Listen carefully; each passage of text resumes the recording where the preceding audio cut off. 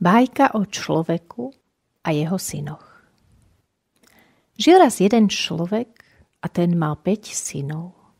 Namiesto toho, aby spoločne nažívali, ustavične sa medzi sebou vadili. Otec už mal ich hašterenia dosť a povedal si, že im dá príučku. Vzal z kopy dreva 5 rovnakých palíc. Zviazal ich dokopy a zavolal synov.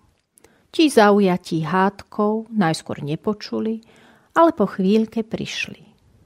Otec im povedal: Tu máte zviazanú otiepku 5 palíc. Zlomte ju na kolene. Synovia skúšali, namáhali sa, ale výsledok bol ten, že ich všetkých boleli kolená a otiepka zostala celá. Zachmúrený otec vzal otiepku a ukázal im, ako sa to dá. Rozviazal otiepku, každému dal palicu a kázal ju zlomiť. To išlo poľahky. A vtedy sa otec spýtal: Synovia moji, čo z toho vyplýva? Keď je človek sám, ľahko ho zlomíte. No keď sa pevne spojí s inými, nič ho nezlomí.